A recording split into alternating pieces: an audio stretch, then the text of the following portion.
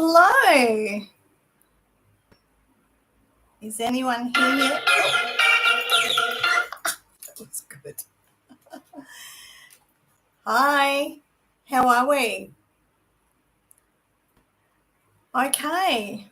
Well, I will get started, and today we're going to talk about how do you leave a relationship when you're terrified. This is a question brought to me from a beautiful lady named Jen. And look, it is terrifying to be in an abusive relationship if you're a male or you're a female. I'm just going to go through a few housekeeping rules first. The first thing I want to explain to you is that I am not a relationship expert or a counsellor. So everything that I talk to you about today comes from my own experiences and from my research. I also want to warn you that I have a little puppy with me, so we may get disturbed. Today we'll go for about 20 minutes, and I'm going to try and come to you every Sunday at 5, or if I can't do that, maybe on a Saturday, and we'll go through some questions. The other thing I want to let you know is that I do suffer from pretty severe headaches. So if you see me doing this, it's because I have one, and that's just what's happening with me at the moment. So the very first thing that I want to talk to you about is your safety. Now, that has to be your number one priority. If you are in an abusive relationship with somebody and you are terrified for a reason. It is because they have physically abused you, verbally abused you. You are in an abusive situation. And one of the jobs of an abuser is to keep you off balance emotionally so that you don't leave, so that you are too scared to leave. And that is one of the things that they set out to do. You have to think about everything that I talk to you about today. You have to think, if I do this, am I going to be safe? I have, throughout my years of helping people, I've heard of people that have had to leave their whole life behind because of their abuser, and they can never, ever, ever return to their home again. They have had to get new identity. They have had to have totally new home. They've had to leave all their family behind just to be safe. And it's not just to be safe. As we know, many people have died at the hands of their abusers. So your life is very precious, and it is the most important thing to take care of. So please remember to be safe. That's the first thing. What I would do if I was terrified about leaving, but I wanted to leave, is I would contact a counsellor. And when you contact a counsellor, in fact, when you talk to anyone when you're in an abusive situation, make sure that you ask them, do they know about narcissistic abuse and the games that an abuser will play? That is really, really important, that the person that you're speaking to understands what you're going through, because often if you're in an abusive situation, you don't understand the abuse yourself. So you need somebody who is experienced with this. So definitely find yourself a counsellor. You can look up one in your local area. I'm going to put a list of support groups at the end of this chat, just in Australia. So you can look at those if you need them as well. So that's the first thing, make sure whatever you do is safe. The second thing I would do is contact a counsellor, because they are going to be able to give you a world full of advice of how you can deal with your specific situation. Everybody that is going through an abusive situation, we're all different. Our abusers treat us differently. They use different games. They use different methods. So your situation is unique. So make sure that you contact a counsellor. The third thing that I would do is I would make sure that I had a plan in place of where I could go. Where is a safe place that I can leave to? So making sure that you have somebody who knows that you are in trouble. And look, I know there are people out there with no one, but there's always the authorities that can help you. There is always Lifeline. There are domestic violence shelters out there. That we do have people that can help you no matter where you are. They really are just a phone call away. So make sure that you have a bag packed if you can, if it's safe to do so. I say that word a lot and I will continue to. Make sure that you have your bags packed and you are able to leave at a moment's notice. If you can, possibly find somewhere safe to stay where your abuser won't know where you are. For the short term, that is a really good idea that you distance yourself from your abuser, because once you're gone, they are going to get angrier. And I don't want to make you scareder than you already are. I just want to give you the reality that they will be mad that you have left. So making sure that you are somewhere far enough away that they cannot get to you, that is really important. Perhaps you can let the police know what you're doing. If you feel that you need some protection, they are definitely there to help you. Again, make sure that you talk to a police officer who is experienced with domestic violence and abuse. It is a scary situation to have to run away from an abuser, knowing that you are leaving your environment, your home. As abusive as it is still your place of where you stay, and you're entering into a brand new world that can be really scary to start again.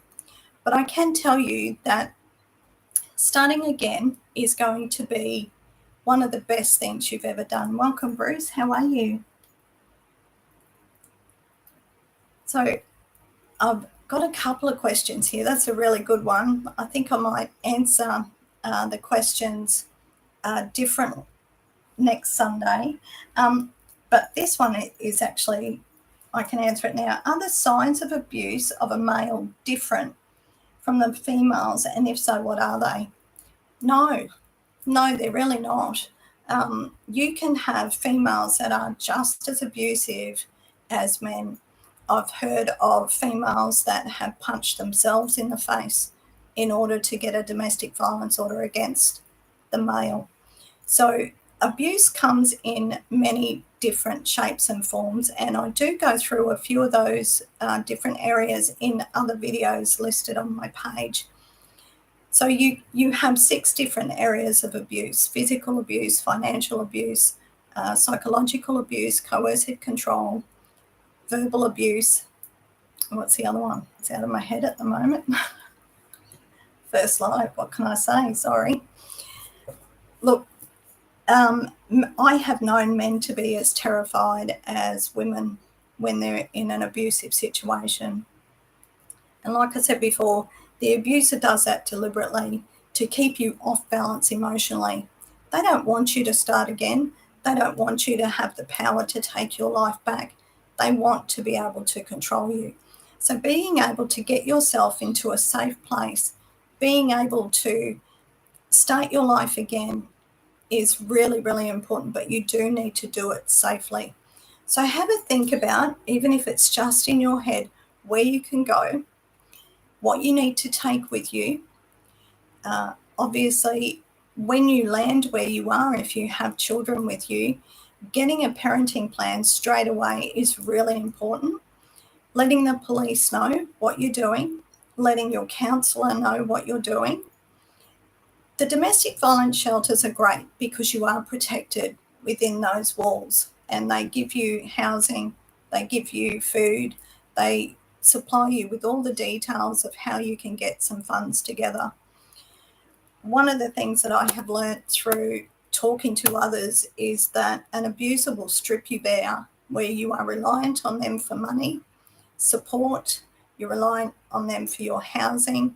Most of the time, you're reliant on them for everything, or if you are doing those things, it's never done good enough.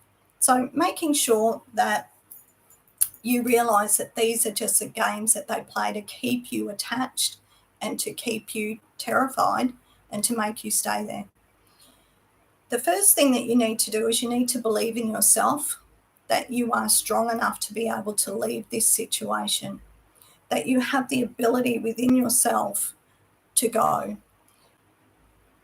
Think about it, where you can go. I've known of people that have travelled thousands of kilometres away from their abuser initially, just so that they know that they're safe.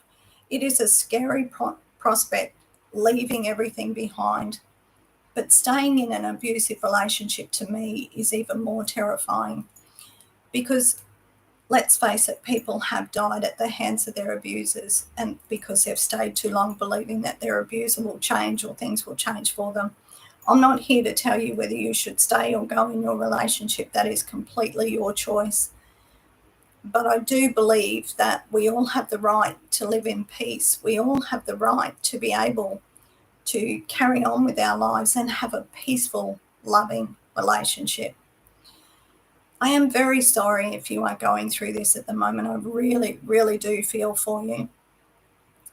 So I'll go over those 4 things again. Please make sure you're safe. That's the first thing. Make sure that whatever you do, whoever you contact, you do it in a safe way. Make sure that you contact a counsellor. Ask the counsellor if they know about narcissistic abuse and the games that these people will play. Contact the DV shelters or other people that can help you. Make sure that you have if you can, have a bag packed of your important things that you need. Think about what you will need moving forward: birth certificates and money and personal items that you cherish that you don't want anything to happen to. If you can, and if it's safe to do so, if you own your own home or even leaving some of your belongings behind, take a photo of those belongings because you might need them later down the track. Having a record of the abuse is also very helpful if you have it in writing or you've taken photos of things that they've done. You need the evidence as the victim. As it stands, we need the evidence to go to court and to bring out a DVO on another person, which is really hard when you are emotionally battered already, to be able to sift through things and get your mind clear enough to be able to do that. So making sure that you've got evidence moving forward for if and when you do go to court. Probably the biggest piece of advice that I can give you surrounding leaving an abuser, and if you're terrified, once you reach a safe destination, you need to work on you. You need to work on being happy. What makes you happy? What are your goals? Who are you? Like, where do you belong? What do you want to do with yourself and your children if you have children with you? What do you aspire to? How do you see your life in 5 years? If you can do things for yourself, like exercise daily, eating, meditating, going for gentle walks, being really, really gentle with yourself, reminding yourself what a wonderful person you are and that this is just a blip in your life. You will move forward and you will be happy.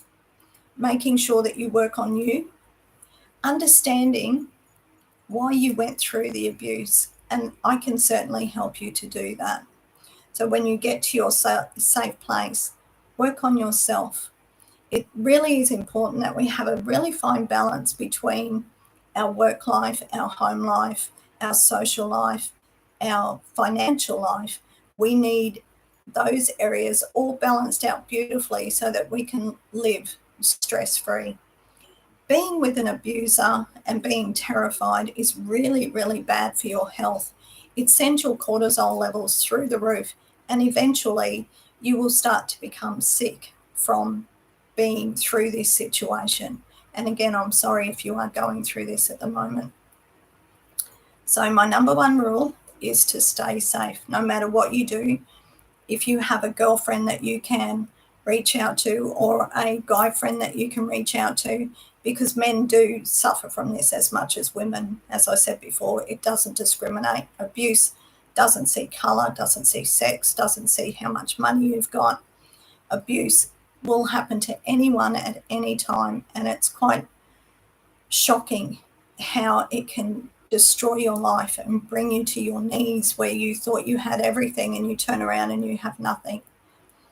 So making sure that you work on your mental health as well as your physical health. So safety first, then when you get to where you're safe, do something that you would do for yourself. If you could go back and tell yourself what your favorite thing is in the world, it could be cooking, it could be singing, it could be dancing, it could be anything really that you like to do, go and do that every day. Get yourself out of this violent headspace that you have been in and start believing in you and working on you. And I guarantee you that your life will change and things will get better. Okay, from Jackie. Okay, after the abuse, he says, sorry, he loves me and it'll never happen again, but it does. And he sounds so convincing. I can't cope anymore. Yeah, well, that's a good one. I call that the roller coaster ride.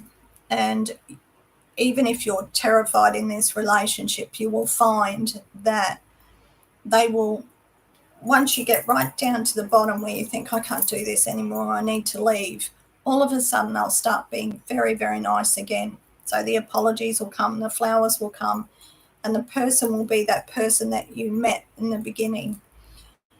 And you will be confused. And that is part of abuse, is they keep you in a state of confusion to keep you off balanced emotionally. You need to look at the person you're with and see if this is a pattern of behavior. And if it is, then unfortunately you need to try and work out if they're going to change.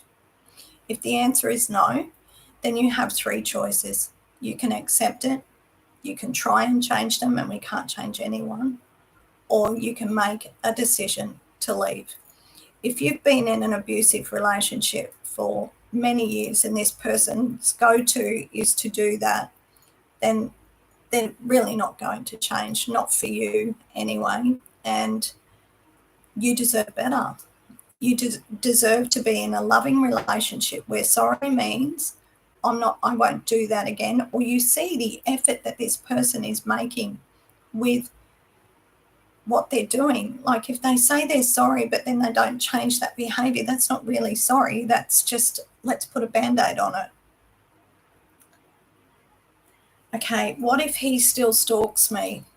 This is why we need distance. I had the situation where one of my exes, I was still in the home and I was sitting in a locked room on my computer, and he sent me the words to the song that I was listening to. He had obviously set up cameras within the room, and I would also go somewhere and I'd see him drive past and I couldn't work out how he knew where I was. And he put a tracking app on my phone. If the person is still stalking you, that's illegal. So if you can and you want to get a DVO, I do suggest that you go and talk to the police about it. I've known people who don't because they say it will make them worse. But I honestly think that the police are there to protect us, and with a DVO, you do have protection from them. If they're stalking you, you need evidence that they're stalking you. So you need to be able to prove to the police that they are stalking you. I would go no contact with this person for as long as you can until you feel you've healed. If you need to do property settlement, if you need to do parenting plans, do it all through a third party, do it through a solicitor, and try and have as little contact with them as possible, because their first aim will be to try and get you back. So once you're in that safe place, that's why I say work on yourself and distance yourself from them. And I know this is going to be hard for you because as an empathetic person who's in an abusive relationship, you're going to think that you can work this out amicably. I just want you to give yourself a little bit of space and work on you first so that you can get your mental health back into a calm state where you are able to do this from a centered place where you feel strong and capable of dealing with the games that they play. Hopefully you won't have to. If you take my advice and you leave it up to the legal people, then they will do it for you and you can work on you, which is again the most important person in this equation. So the only way to leave if you are terrified is to get an action plan together. Make sure that you're safe, whatever you do. Contact a counsellor. Get in contact with the DV shelters or the police. Let a friend know what you're doing. If you find out where you can go and have that plan in place. If you have to run in the middle of the night, then you just run to the nearest house that you can, ring the police or ring somebody to come and get you and take you to a domestic violence shelter. I do know for certain that you don't deserve to live in fear. Nobody does. And nobody has the right to make you feel that. So thank you for joining me for my first live. Next week, I'm going to answer the question, what do I need to know when I first start dating someone? Again, after the abuse. So I've got a couple here that I can go through. Thank you very much. I'm going to do another one next Sunday. So we've gone over our 20 minutes. So these are great. My family don't believe I'm being abused because he is such a lovely guy and a great friend, and I feel isolated. And that's a good one. I will certainly go over those as well. Thank you so much for joining me today. I really appreciate it. And I'll see you again next Sunday. In the meantime, be safe. Bye.